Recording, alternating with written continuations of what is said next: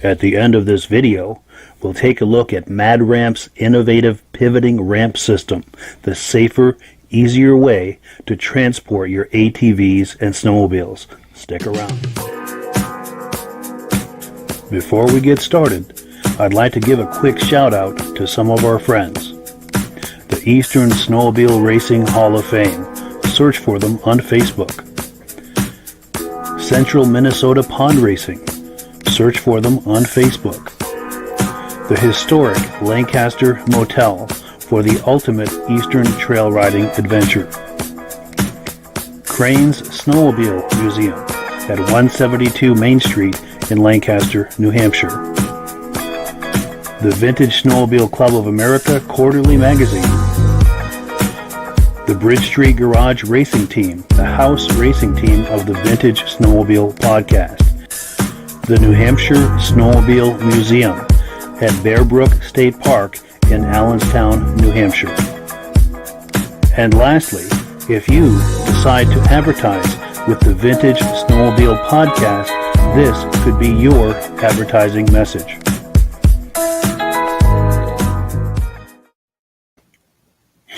Good evening and welcome to the podcast. I'm really glad you're here tonight. I have a robust, in fact, an extra robust lineup of vintage snowmobile entertainment on tap for you tonight. We're going to get back to this graphic here in just a moment. But before we do, I want to make sure that everything is working properly. So if you can see my face and hear my voice, I'm going to ask you to make a comment. Please let me know where you're viewing this from and whether or not you are a regular viewer or a first-time viewer. Now, as usual, I like to thank everyone. If you're a first-time viewer, thank you so much for coming on to check us out. I hope that you enjoy this and that you decide to join us here every week, every Thursday evening at 9 p.m. Eastern Time. Now, to our regular viewers who are here every single week, you guys are amazing. I thank you so much for that. I could not do this without you. This would not continue without you. So thank you so much for being a regular viewer. Let's get into the comments, and then we'll get right into the program here. We have a regular viewer, John Spranger Jr. from Eland, Wisconsin. Thank you so much for coming on, John. I appreciate it. We have Nick Kafez, regular viewer, loud and clear from Shelby Township, Michigan. Thank you so much for that. Bombard, Floyd, and Lisa. Good evening from the Bombards, 317, Lake George, New York, home of the Minnehaha. I love saying the Minnehaha. I don't know why. It's just a kooky sounding thing to say, but I like it. Thank you guys also for coming on. Mike Carvela, regular viewer, loves the show, Upper Peninsula of Michigan. Keep up the great work. Thank you so much, Mike. We really appreciate that. We've also got our good friend Jim Layton from Northern Maine. Says we look good and sound good. Thank you so much for coming on. If you were on last week, you had a chance to view Jim. He was showing us some sleds last week, which was a whole lot of fun. Actually, I think it was a week before last. But we've also got Scott Hutchins from McCall, Idaho. Thank you for coming on, Scott. We appreciate it. Brian Van Haverbeek, good evening from Mount Bridges, Ontario. Mark Kelberg, I'm probably mispronouncing that, and if I am, I apologize. Mark says we sound good, and he's from Minnesota, first-time viewer. Thanks for coming on, Mark. Hope that you enjoy this and decide to join us here each and every week. Same bat time, same bat channel. Chuck Lewin, looking forward to it. Thank you, Chuck. Appreciate that. Bombard Floyd and Lisa, regular viewer. Corey Munson, first-time viewer from Waverly, Minnesota. Thank you for coming on, Corey. I hope you enjoy it tonight and decide to join us here each and every Thursday night. Glenn Ford, regular viewer, loud and clear from Vernon Center, New York. Sam Farringer, hi Mike, great show, regular viewer from Gettysburg, Pennsylvania, home of the Gettysburg Address. Wade Bigelow from Greenville, Maine. Thank you so much for coming on, Wade. We've got our good friend Joshua Gilbert on here giving us a thumbs up. Now, Joshua, when you came on and made a comment last week, I gave you a shout out, and unfortunately, I had not turned on my microphone, so I don't think you heard what I had to say. I'd like to talk to you behind the scenes via email about coming on a future podcast to tell us about your upcoming racing plans. Joshua is out west. I think he's in Idaho, if memory serves me correctly, and he does some racing. We would love to have him on sometime with updates periodically throughout the race season, and also to let us know about some of his plans. So if you like the sound of that, Joshua, please send me an email behind the scenes, and we'll chat about that and make it happen. A couple of quick more comments, and we're going to get right into the program here. This is try it again. This is an embarrassment of riches to have so many comments coming in. I really appreciate it. John Graber from Clear Lake, Minnesota. How you doing, John?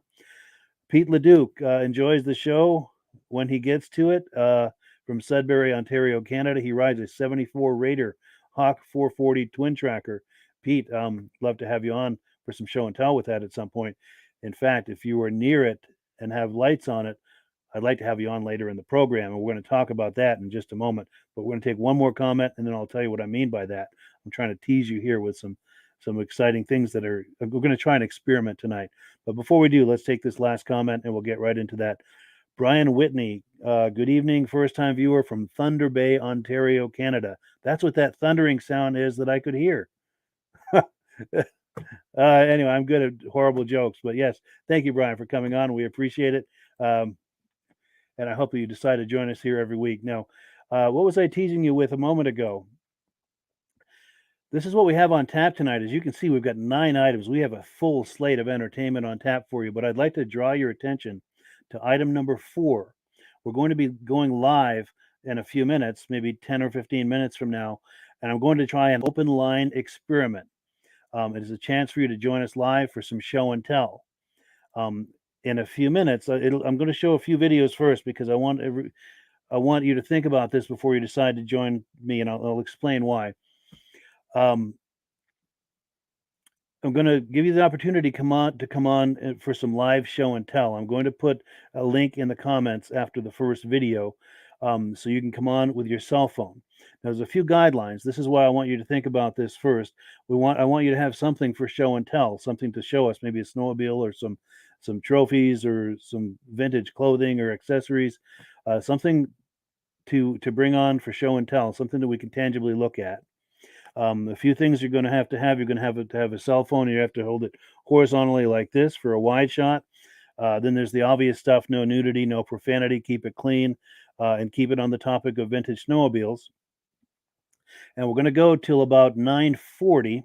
This is Eastern time. We're 9:09 right now, and I won't take any more new people after 9:35. And depending on whether I get a lot of people who've checked in who want to do some show and tell, I may ask you to keep it short. If we're only getting 1 or 2, I may ask you to kind of draw it out or just shoot for that. Now, this is an experiment we're trying tonight. This could go horribly wrong, or it could be an incredible amount of fun. It's something we do on a regular basis, and a great way for us to all share and hold a mirror up to this vintage snowmobile hobby that we all love so much, and just see in real time what people are doing, what people are interested in. The other thing I was going to add is if you've got a snowmobile for sale, that's okay too. It's okay if you're selling something. as long as it's related to vintage snowmobiles. If you're trying to sell a wearing blender, well, next. um, so the other thing too is if you're having trouble getting on, and I'll give you an example with your cell phone. You're going to be looking at yourself in your screen, and if you scroll down like this, you'll see a gear icon come up, and that'll allow you to adjust the camera, so you can switch it. So you're now using this camera on your cell phone, so you can do show and tell, and you'll still be able to see the program in your monitor. So if you're having trouble with that, this is where I'm going with this. If you're having trouble with that, it's okay. I may have to move on to the next person just to keep the show moving. But if we found ourselves in that situation, send me an email. In fact, I'll pop the email on the screen, and we'll figure it out. So the next time I do this, we can do a little test beforehand to make sure that you can come on. So if I ask you, if I say, well, we have to move on, I'm not trying to be mean. I just need to keep the show moving, and I appreciate your understanding with that. But I think I've said everything I need to about that. Let's look at a couple of videos. So if you're thinking about doing this, try to go, if you've got a man cave with sleds in it, try to get where you're going to be for that, so you can be ready for this after a couple of videos. Because after video number 2, at the end of video number 2, between 2 and 3, I'm going to post the link, the invitation link for you to click on, so that during video number 3, I hopefully will have a couple of people lined up for some show and tell. Like I said, this is an experiment. This is the first time doing this. I'm sure there are going to be bugs to worked out, but if we can get this, I'd like to do it on a regular basis, and I think this is something that we could all enjoy, so we can all see what other people are doing in this hobby in real time. We can see what's going on in somebody's garage who's got some sleds. If you're outside under the floodlights in front of your house or in back of your house, we can see what's going on. Another thing that would be really cool as we get snow on the ground, and we don't have snow here, but if you have snow, or as we get further into the season, if you've got family members riding around on the vintage snowmobiles on the back 40, and you're there with the camera watching that, and they're coming up right in front of the camera going by, that would be absolutely amazing. The possibilities with this are endless. So I'm game for experimenting with this, even if there are bugs to work out. I think this could be a hell of a lot of fun, pardon my français, that we can, it's just a great way to enjoy this hobby. So without further ado, let's get into our first video. This is a quick video, but this is some footage that Valdi Stephanson sent me a few years ago. And one of the things I'm going to ask you as you're viewing this is to guess what sled this is that he's riding. I'm about 85% sure I think I know what this sled is, as far as the brand at least, but I'm not 100% positive. So I want you guys to weigh in with what you think this sled is. And when we come back, we'll take a few comments and then get into the next video, and then we'll start setting up for the live open line program that I've been talking about. So let's take a look at this video from Valdi Stephanson.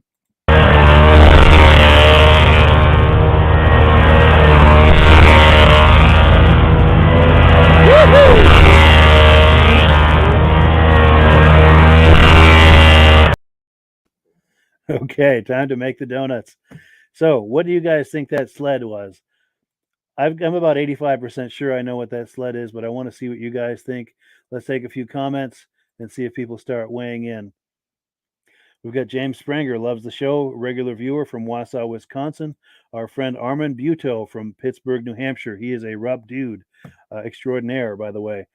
Thank you for coming on, Armin. We appreciate it, and it was great to see you a few weeks ago. Peter Chappelle from Cuyahoga, New York. Thanks for coming on. Pete Leduc, sorry he doesn't have a cell phone. I'm sorry too, but in the future, if I do this again, if hopefully this is a success and we do this on a regular basis, maybe a family member that would have a cell phone, something to think about. Jim Layton says he hopes this works. It sounds really fun, and Jim has come on to do this before in the past, but of course this is something we plan days, weeks ahead of time. So the idea of doing something impromptu is risky, but with risk comes reward. It's doubly exciting when you don't know quite how it's going to go. It could go horribly wrong, but it could also go incredibly well, which I'm hoping that will be the case. Jared Saylor from Oregon, thank you for coming on, Jared. We appreciate it. Chuck Lewin, Go Pro Rides. Here we go. We've got some comments on what they think that sled might be. Jane Prather thinks it's a Roloflex. Could be. Pete Leduc thinks possibly a Scorpion. Another person thinking it's an Alouette. Chuck Lewin thinks it's a Rupp. James Springer, I think he hit the return button before he finished his thought. Jeff Packer thinks a Motoski. Jim Gauchion says, as always, great job, and I thank you for that. Jim Layton says Alouette, maybe. Cool. And I can't say right or wrong. I thought it looked an awful lot like a Boa ski, but I'm only 85% on that. I'm not positive. Nick Kafez says Chaparral. John Springer Jr. says Herders. And his a relative of his says that's a Herders. John Graber says keeps getting interrupted on his end. Possibly he has bad service. And I apologize for that, John. Hopefully you're able to get that straightened out. So with the Sprangers, are you guys 100% on that? Or where are you on that? Are you guys 100%? Can we confirm that was a Herders, or are we still not sure on that? While we are thinking about that, let's look at the next video.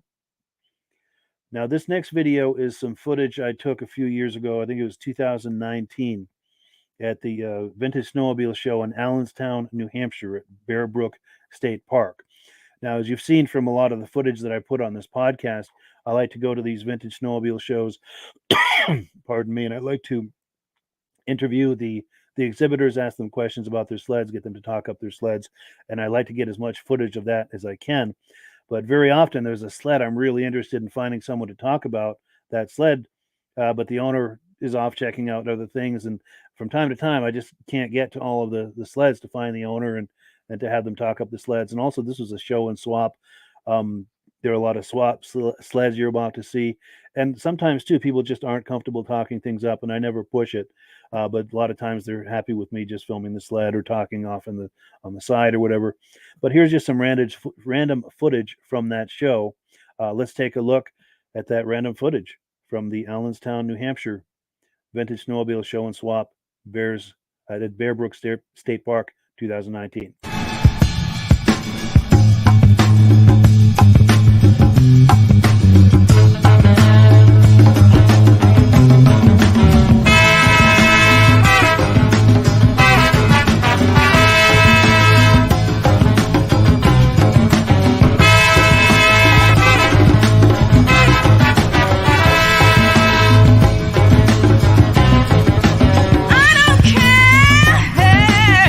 What you think of me?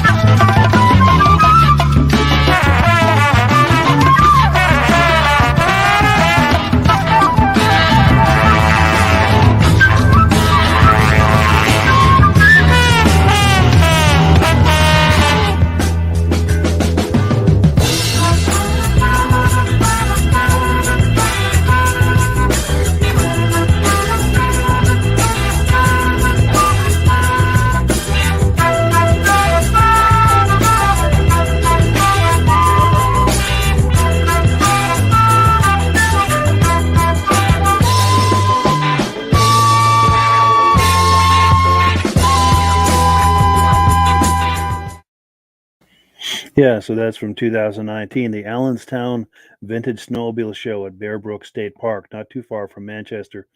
And I don't know if I said this as well as I would have liked to when I was setting up that clip. Um, those are the clips that I took, the video footage that I took of people who weren't available to talk up their sleds or weren't comfortable talking up their sleds. So I just kind of put that into a compilation there with some music under it, so we can still enjoy it. And I had plenty of interviews too with people who were willing to talk up their sleds. But now we're getting to the moment of truth here. Let's take a few comments here, and then I'm going to post that. We got people saying hello. I'm sorry, I'm trying to click and talk at the same time and doing a horrible job of both. In just a moment, I'm going to post that invitation link for people to come on here with their cell phone for some show and tell. And I'm going to go over the guidelines one more time as I'm doing that. Mike Carvela says it's a moto ski.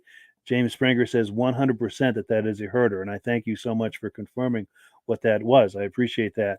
And Wade Bigelow is commenting. I'm not sure who was commenting. Maybe somebody in that video. I'm not sure. Hopefully not me, because you can't see it. All right, so I am posting right this second a link in the comments. And this is an invitation for you to come on if you can meet certain criteria. Number one, we've got to keep it clean, no nudity, no profanity. You've got to hold your cell phone horizontally like this for a wide shot. And you have to have something to show, something related to vintage snowmobiles to show. Now, once you get on, it's going to take you into a holding area while I'm playing this next video. While you're in that holding area, this is just a black screen, but you want to scroll like this, and you'll see a little gear icon in the middle of your screen. You click on that, it says camera, and that will allow you to change the camera from the camera that faces this way to the camera that faces this way. And you want to be able to get to know that. Switch it back and forth while you're waiting, so you're comfortable with that, because we want to see your face, of course, when you first come on, and then you're going to switch it to show us whatever it is you're going to show us.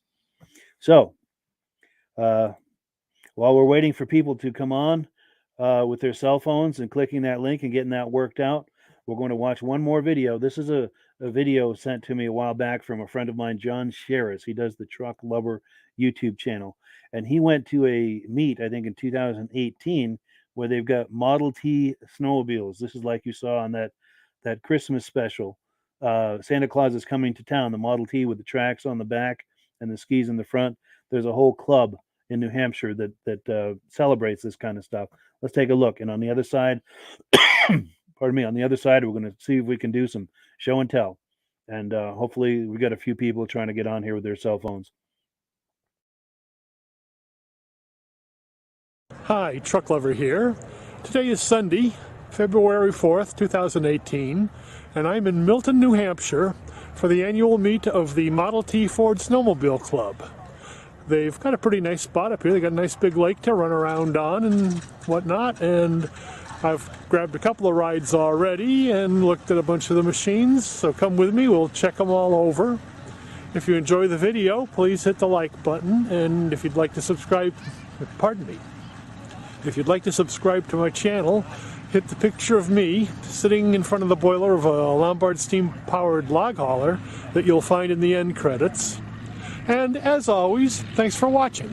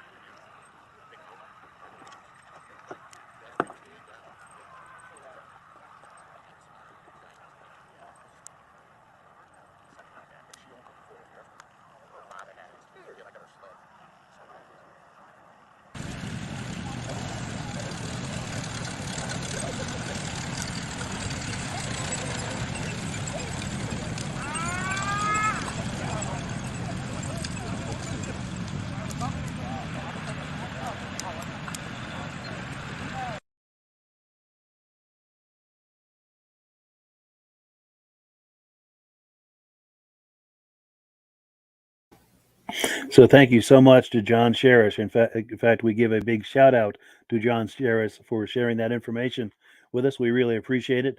Um, and yeah, I saw a couple of people pop in into the waiting area to go live. I saw Michael, I saw James, and I saw Richard.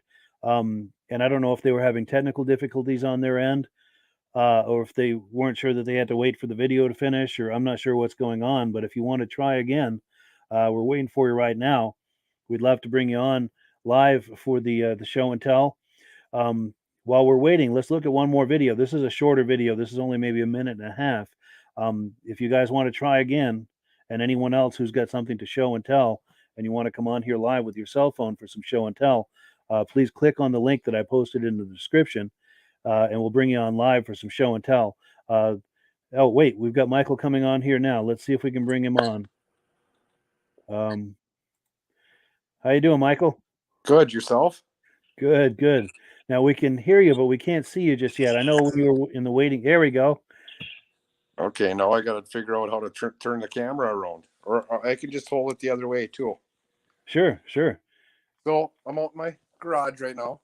There we go. A couple of my sleds I've been working on for over the summer months.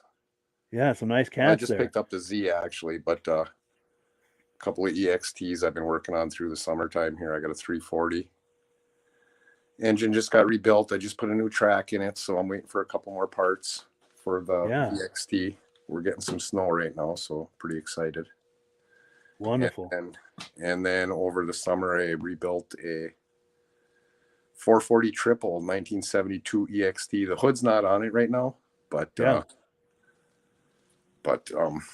nice triple, yeah. So obviously I'm a cat guy, pretty hard and heavy, but I got a couple of Skidoos too. I love them all. Yeah, same here. Yeah, I love them all, but cat is definitely my favorite. Great show. Nice. Appreciate it. Love watching it every week on Thursdays. Look forward to it when I get home from work. Oh, I'm so glad. Just to see. I'm really glad to hear that. Yeah. But yeah, newest one was the Z here. That's the Z. Yeah, it's all original. I'm just going through the fuel system on it right now, looking at all the mechanicals and all that good stuff just before, like I said, before we got enough snow to ride at least. Yeah, that's in gorgeous shape, especially for an original. Yeah, it is. It's really nice.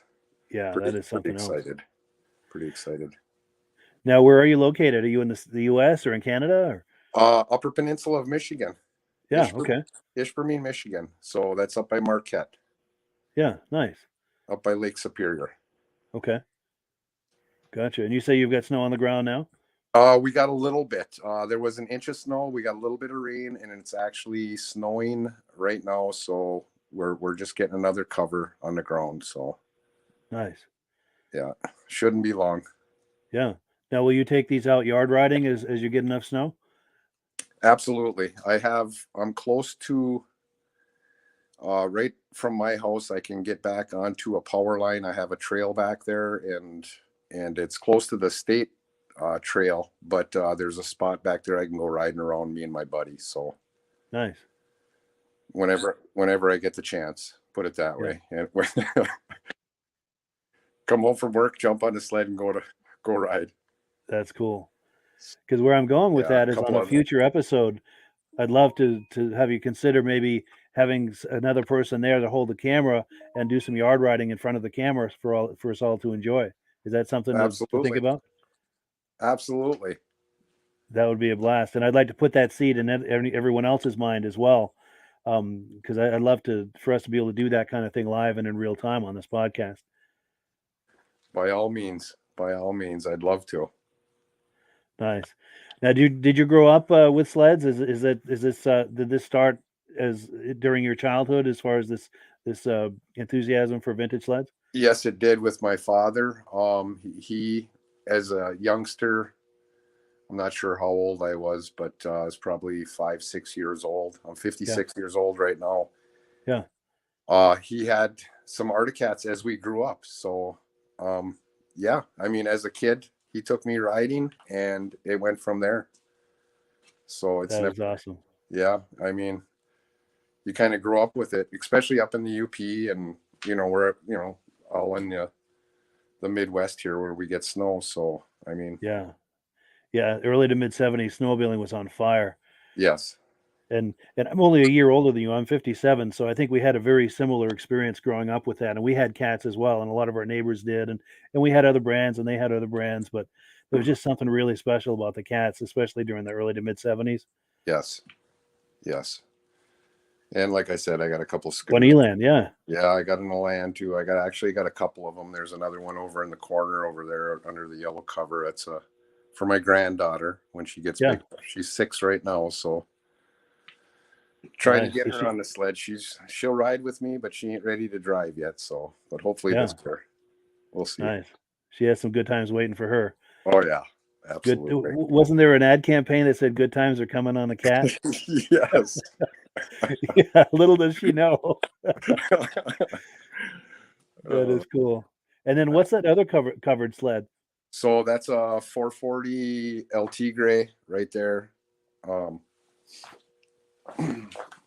73. With a big it's a little bit modified. It's a little modified. I'm trying to get this camera right too, but yeah. Now, are you holding it horizontally for a wide shot? I know, but I can't. I should switch it. Yeah, let's try that just for a second. See if that gives us a. There we go. Oh, that opens it right up. Oh, I forgot you said to do that too. That's all right. Yeah, that's a much better view. But go ahead, please talk that up. Yep. 73 440 LT gray. Been doing a little bit of modifications to it. It's got a set of AN pipes on it. It's rejetted. I got another set of skis for it for racing, and I got lots of projects going on, just like every other guy does. Yeah. So that's cool. Yeah. I forgot to hold the phone horizontally, like you said, to get a better picture of everything. So no worries. But yeah, you're right. That opened it right up. Good deal. Now, how long have you had these sleds that we're looking at?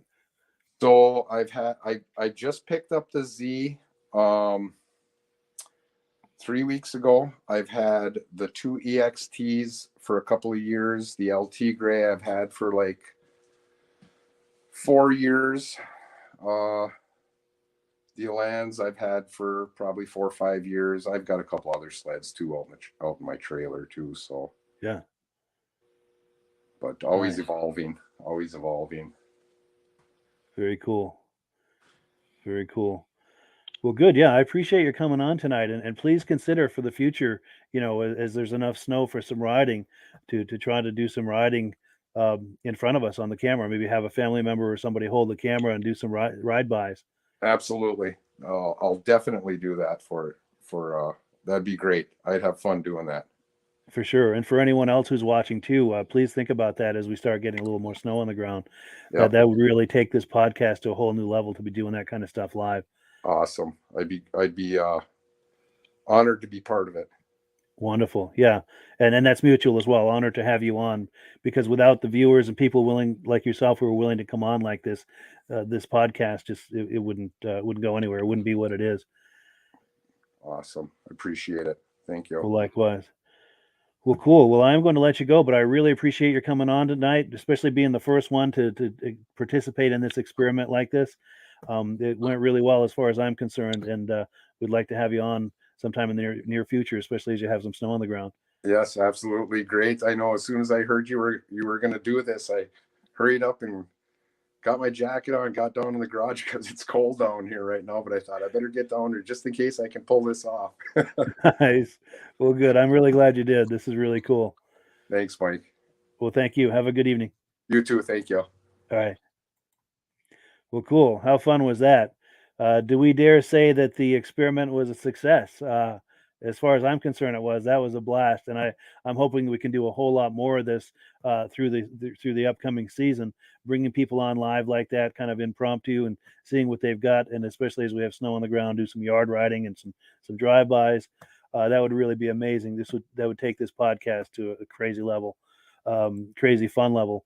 Let's take a few quick comments, and then we're going to get into the next video. We've got John Saylor thinks it would be interesting to see whether or not there's still some of the old timers that got the call from their bosses, like from Sears or Massey Ferguson, saying, "Hey, we're going to start building snowmobiles." Who did they get in contact to build them? Who were the designers? Became interested. Who are the designers it became interesting just to talk to him and find out what kind of stories they have. Wow, it's funny you say that, Jared. I'm going to pop this off the screen because I've got a story that just about falls into what you're talking about a little later in the evening. One of the videos that I've got is someone who has a story that just about falls into what you're talking about. So I hope you'll stay on here for a little while and check that out and see if that satisfies that itch for some stories like that. And I've got some other cool stories too for us. But let's take a few more comments. Pardon me. Sam Ferringer says he loves the Model Ts. Well, glad you enjoyed that. Steve Peterson is saying to Michael he likes the Z. You're not alone with that, my friend.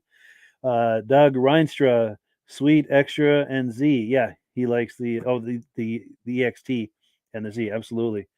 Sam Ferringer is saying yes. I think he's liking that we brought Michael on live. Michael will be glad to see that too, that people are enjoying this, and I'm glad to see people who are enjoying this. Doug Reinstra likes the EXT, so yes, that was a typo. Cool deal. Yeah, those are some sweet cats, and looking forward to doing more of that kind of stuff as the season progresses, bringing people on live like this. That's the amazing thing about the technology we have today, is we can, how do I say this? Anyone who was around in the 70s has and was part of the snowmobile scene back in that day has wonderful memories of it. I know I do. Most of you who are watching this, I'm sure you do as well. That was just an amazing, amazing time. And, time moves on and things change and all of this. And there's part of me that would, God, I'd like to be able to travel back and experience that.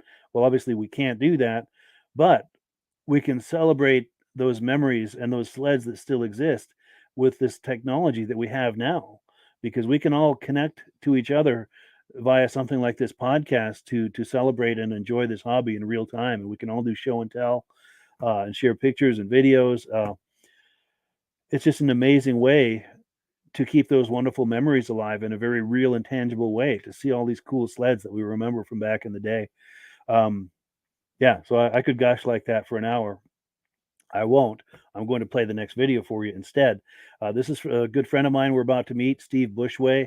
I see him at all of the shows in northern Vermont and northern New Hampshire. At this particular show, this was at the Goffstown, New Hampshire Vintage Snowmobile show a few years ago. He brought one of his Yamahas. I'll let him tell you about it. 75 Yamaha GPX 433. They made them 2 years consumer. 74s, 75s. There's several differences between the two, but then they went to the liquid cool SRXs. It's been a kind of a hobby of mine. I got a couple of them. I trail ride them, have fun with them, enjoy them. And this one I've cleaned up, made it into a trailer queen of sorts, take it to shows, have fun. Nice. That's what I'm after. Beautiful. Well, cool. Thank you, Steve. I'm going to just kind of do like a walk around of it.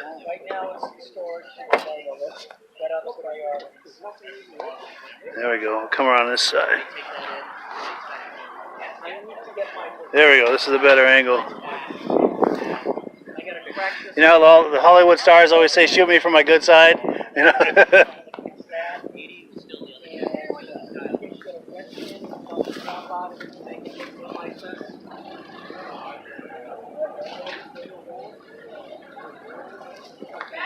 Yeah, go ahead.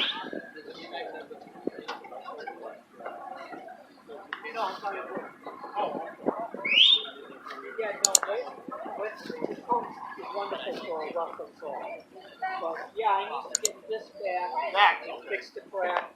I get the striping cleared, I get all that. I'm good. Yeah, sweet sled. That's Steve Bushway's Yamaha. And hopefully he's viewing tonight. I messaged him earlier today that I'd be doing this. Hopefully he's on here watching. Let's take a couple of quick comments, and then we're going to get into the next video. Matt Schaefer says, how about the Kawasaki sleds? Not sure what about them, but yeah, they are amazing, especially as we get into the late 70s and early 80s. The styling was fantastic on those sleds. And I drove, I think I drove a drifter once. I never drove like the Invaders and the Intruders, but I hear that those are nice handling sleds and quite fast. Ed Rosebrook, my friend Ed Rosebrook, Sears had several different snowmobile companies building sleds for them and rebranding them, Polaris, Ski Dadler, etc. And absolutely, we're going to see Ed on this podcast a little later as well. Now, as far as Jared's question, let's get right into the next video. I was at the Fire and Ice drags a couple of years ago, 2 or 3 years ago, and I had a guy. This happens a lot where someone comes up and they have something they want to show or something they want to tell me about. They're really not comfortable being on camera. But anyway, he had a story, and his friend was saying, "Oh, you got to hear this story." So yeah, let's hear the story. And what I did is I had him tell the story with the camera pointed down. Then I got a snapshot of him, and I just superimposed that. So let's check out this story. I think this is going to satisfy some of what Jared was asking about. Let's take a look. He's got a cool story that you're going to want to hear. I graduated in 1972. Yeah. I started working in 1971 for a guy down in Berlin, New Hampshire. Okay, his name was Roland Olivia, and he's the one that manufactured rocket snowmobiles. Oh, wow. Okay, we ended up building 11 snow machines, okay, out of sheet metal, and then he ended up buying this outfit. He's originally from Canada, and they were called Transkys then, and then he ended up buying that whole dealership that closed up there, manufacturing plant, I should say, yeah. And he ended up buying that place out, then he brought that into Berlin, and then he ended up calling these Transkys rockets. But we had these rockets, we had the Transkys, we had the Whippets, made by Memco. I've seen those. They were made in Maine, right? Yeah. I saw one a couple weeks ago. Yeah. But go ahead. We had the Autocats, we had the Autocats, we didn't have the players, we had the Skidoos and the motor skis. Okay. So we had 5 brands up there. The first year we took Autocat over, in 1972, the franchise, we sold 125 brand new sleds right out of the crate. Yeah. $1,300 for a brand new Cheetah and $1,500 for a brand new Panther. Nice. Okay. That's I worked cool. for that guy for, 13 years, 14 years? Wow. Let's see those prices again. Oh, my God. In fact, if I remember right, okay, in 1972, 73, I think there was like 161 or 171 different model snowmobiles then. And Yeah. what do we get today? We get 4. There's 4 brands, yeah. Autocat, Yamaha, Polaris. Yeah, so Jared, that one was for you. And Jared's onto something though. Those old obscure brands, a lot of those were done either in someone's garage or in a small shop, really small mom and pop type of businesses. If any of those people are still around, or if anybody viewing this knows any of those people or has connections with them, I would love to bring some of those people on to hear some of those stories and maybe look at some of those images if they have images. Or if they still have any of those sleds left or parts or anything that we could do some show and tell on. Love to hear that. And if they're not willing to come on the podcast live, if you've got your cell phone, just hold it horizontally like this for a wide shot and see if they'll talk it up. See if they can tell you some stories. And if they don't want to be on camera, do like I did with Paul Hood here. Just have them off camera and take some pictures, or have them maybe share some pictures with you. that we can put into a montage while they're telling the story. I would love to see more of that. And you were absolutely right, Jared, that we want to try to experience and preserve some of those memories while we still can. A lot of those people are older and no longer around. So yeah, right on with that, Jared. I appreciate it. One more comment. We're going to get into the next video. Jason Seymour says, how many sleds do I have and what kind? Good question. I only have one sled right now. It's neither modern or vintage. It's a 92 Ski-Doo Safari L. It's the longer version with the two-up seat. It's in excellent condition. I think it's got only 600 or so miles on it. The cable broke on the Speedo. So I don't know anymore how many miles. It's in kilometers. It's a Canadian sled. And I just use it for yard riding. Runs great. And if you look on Vintage Snowmobile Lovers, the Facebook page, just search for Vintage Snowmobile Lovers on Facebook, get into the video area and scroll down. You'll see some footage of me doing some yard riding, talking it up and so forth. But yeah, thank you for the question. I appreciate it. Now, a couple of more quick videos. We're going to meet Greg Worth. This is from the Lisbon Snowmobile Racing. They were having in Lisbon, New Hampshire in 2018 or 19. He had just come off the track and he had a 74 Cheetah, and he's going to tell us about it. And as you'll see in the video, I walk around a little before I caught up with him. Let's take a look.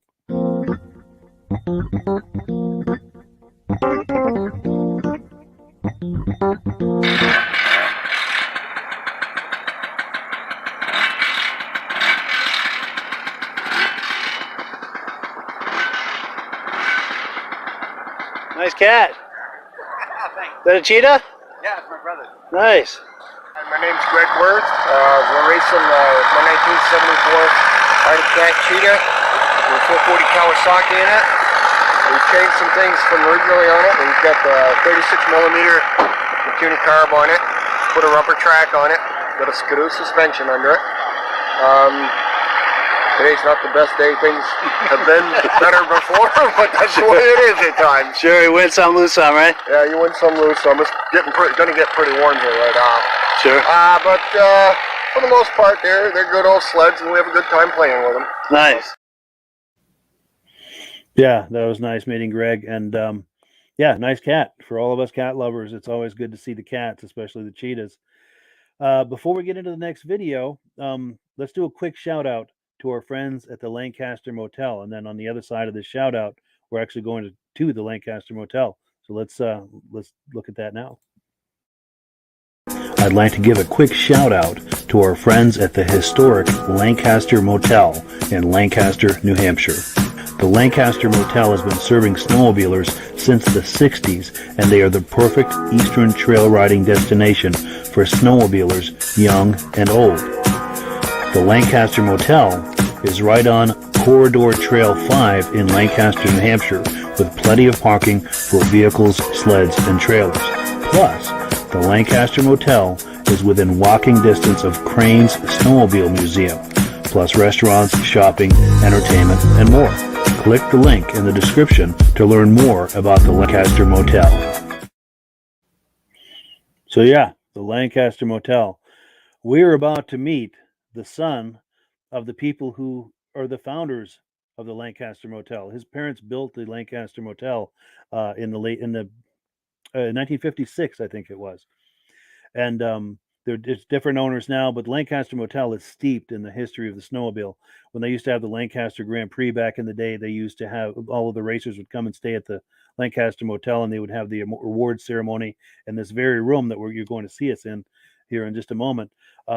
But yeah, let's meet the former owner of the Lancaster Motel. We've got two videos with him. He's telling some stories from yesteryear. You won your class on the oval, and you done real good in the obstacle. He said, if you do good in that cross country, he said, you can win this easy, because there's nobody close to you in points that close. Oh, by points, sure. Because it went by points then. I left the fairgrounds, and when I come up across the meadow a little fast and landed in the middle of the road up here by Cranes, Butch and Johnny were standing there, and they said, because I had left in the second group, Okay. I had left everybody in the second group, and I was the first guy in the first group. you've gone, he said, we knew you won because you'd gone by everybody. I get up by Zhang's, where it was Zhang's farm, and the kids were standing out there, and that sled made the goddamn this big bang, and I thought, what the hell was that? And it wouldn't start. So I said, well, must have blew a plug. By the time I got the plug changed, enough guys went by me before I get in to the gate to get back to the finish line. I ended up 5th overall. Oh, and that's what it was a plug? That was a plug. I changed the plug and it just blew. That was it. I see the Great big pop. And Fortin told me, Fortin would say when we were standing in the pit, he said, well, if you see me along the way, he said, stop and give me a ride. Coming up over the field up there by Carter Farm. And he had missed the bank where you go thinking he was off like this. I didn't stop to pick him up. I kept going. Oh, jeez. Was he mad? When he got back home, was he mad? Yeah, I don't remember. So how cool is it to hear those old stories of racing and riding from yesteryear, the glory days of the snowmobile, the 60s and the 70s. He was there in the heart of it, and he owned the Lancaster Motel at that time, catering to all those snowmobilers back then when snowmobiling was red hot. I've got another story with Tommy. Now, he's going to be talking to the same gentleman he was talking with before, but we're going to actually see them. We've got Ed Midge Rosebrook, as well as Shane Beatty. Now, Shane Beatty, if you were watching last week, we had Spencer Beatty on. He was with the Bridge Street Garage Racing Team. Well, this is Spencer's father, Shane. And Tom, that we were just talking to, is Shane's uncle. So there's all these connections with racing and snowmobiling and the Lancaster Motel. It all ties in together in a really cool way. But let's hear another story from Tom, or about Tom. Anyway, I was in the announcer's booth at the 2014 50th Grand Prix reunion, and they had the Elan class come out. And a gentleman quickly got in the lead, and he was driving that Elan about as smooth as anybody that I'd ever seen. A very, very smooth race. And the announcer, Neil Chapman, asked me who that was. And I said, that is Mr. Tom McLaughlin. And I says, Tom is 80 years old. Well, Neil on all the pieces. He said, seriously? He says, wait a minute. He says, I recognize that name. He says, didn't he run the motel? I says, he did. And I said, he used to race years ago. And I said, he did okay, but he never really did a lot of winning. But I said, apparently, he's matured. Because he was a half a lap ahead of the second place sled on a machine that Mark Belanger had built for him. And so he won that race at the 50th Grand Prix reunion. And he got his first Kilkenny Cup at 80 years old. Wow. And in 2015, Tom says, I'm going to go back. He says, I'm going to defend my title. And defend he did. Because at the end of the 2015 race, Tom got his second Kilkenny Cup. Wow. Well, the problem is in 2016, we rained out. And we had to cancel the event. And we had it again in 2017. And at 82 years old, 83, well, this was it, let me see, you're 80 in 2014, 81 in 2015. Yeah. So he's been 83. At 83 years old, Tom McLaughlin gets another Kilkenny Cup. That's and amazing. Although it wasn't 3 wins in a row, now in order to take that great big cup home back in the day, you had to win 3 years in a row to take that cup. Unfortunately, because of that rain-out event, Tom doesn't have that big cup at home. But he's got 3 small ones. Okay, yeah. But I won 3 consecutive races. Yes, he did. He did. 3 consecutive races. He did. And he should have that big cup home with him. I wouldn't take it home. I wouldn't take it home.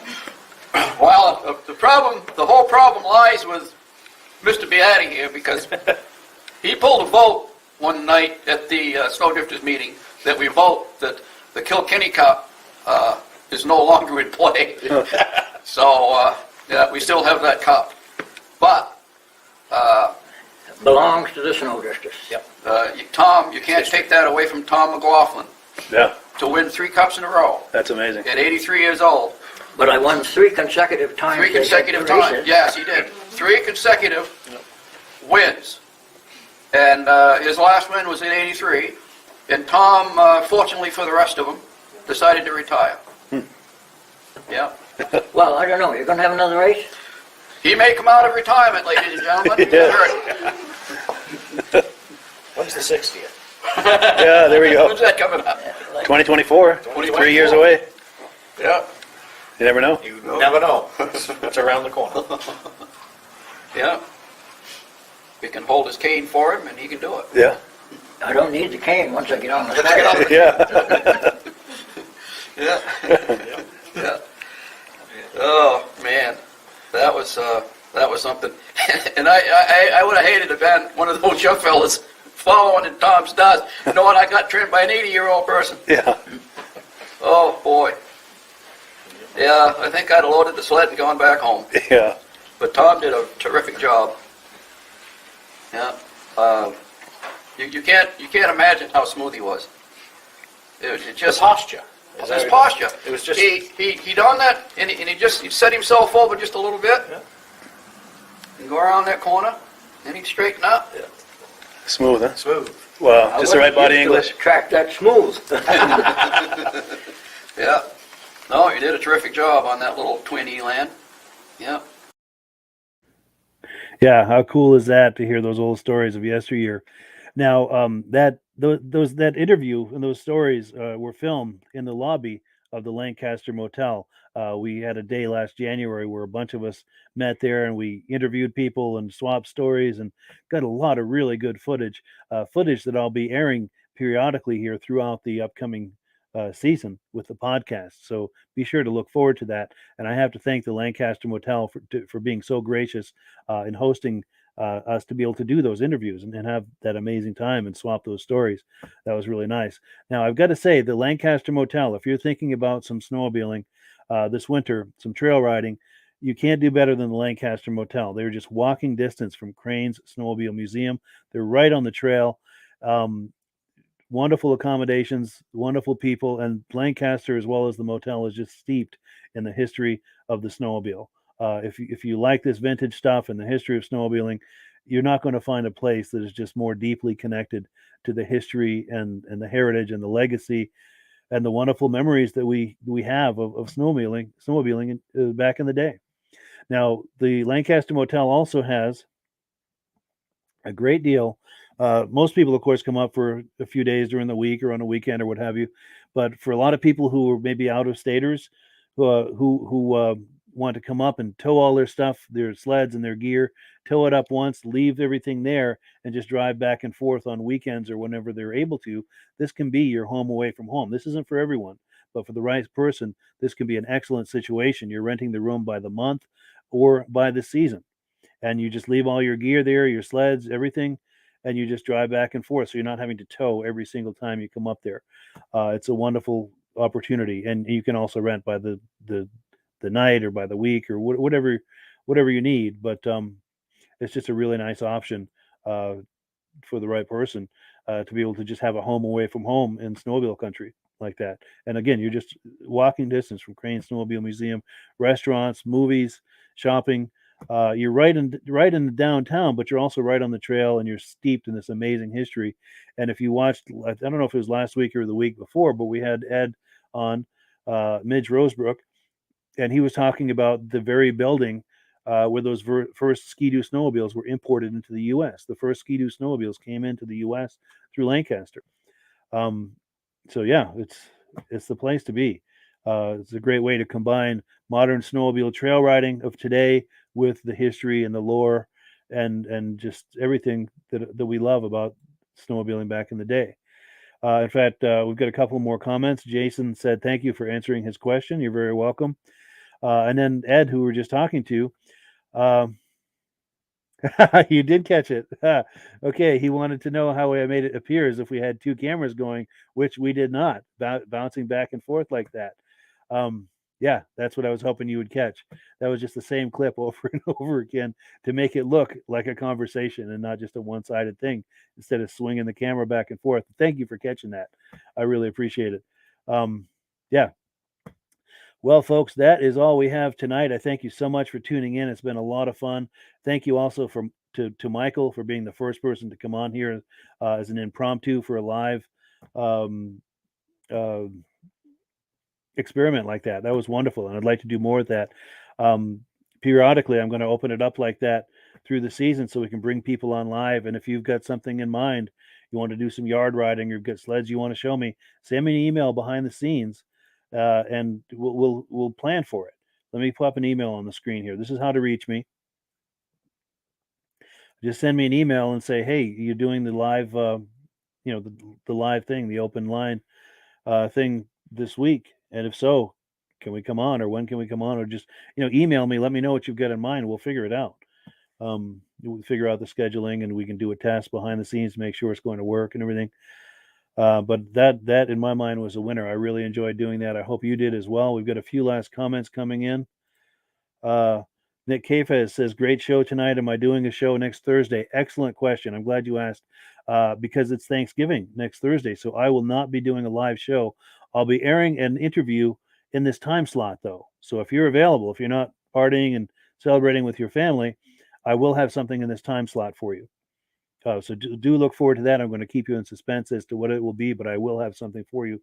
The following week, we'll be back live, same kind of stuff we've been doing. And hopefully, Nick, in fact, if you've got anything you'd like to show us, please give some thought to doing what we did tonight, like what we did with Michael, if you've got something for some show and tell. Jared Saylor says, great show. You're very welcome. Or thank you. Yeah. As you can see, I'm getting tired here. John Spranger Jr. says, awesome show tonight. I thank you so much for that. Doug says, great show. Thank you very much. Michael Carvela, thank you for having me on the show. Okay, so that was you. Okay. I wasn't sure what your last name was, but yeah, thank you, Michael Carvela, so much for coming on. That was an absolute blast. We look forward to doing it again. And yeah, let's wind down the program here, because once we pass the 10 o'clock hour here, I'm upstairs in a bedroom, and 10 o'clock is when people start coming up to go to bed. So I need to wind this down.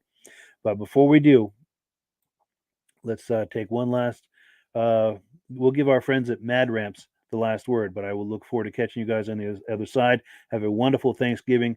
We'll catch up with you guys the week after. But like I said, we're going to have something in this time slot. It's just going to be pre-recorded next Thursday. I hope you'll check it out. Yeah. Happy Thanksgiving, everyone.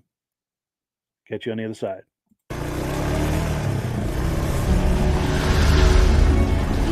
It's the ultimate combination of simplicity and ingenuity. The newest way to load, unload, and transport your ATV or UTV.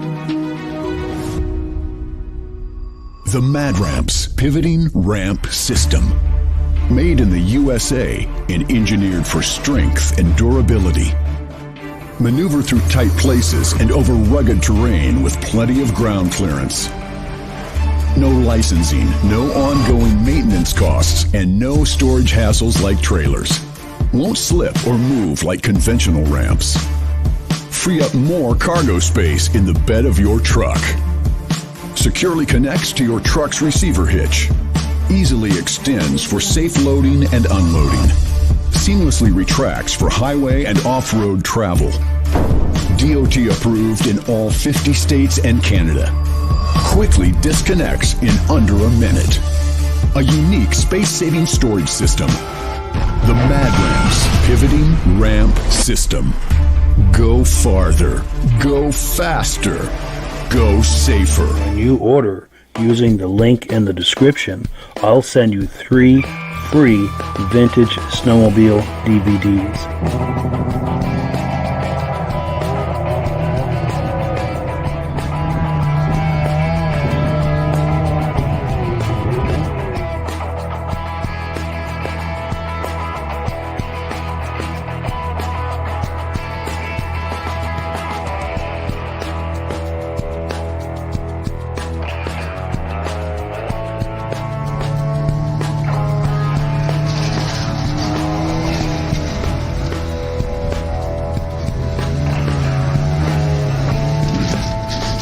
when you order using the link in the description, I'll send you 3 free Vintage Snowmobile DVDs.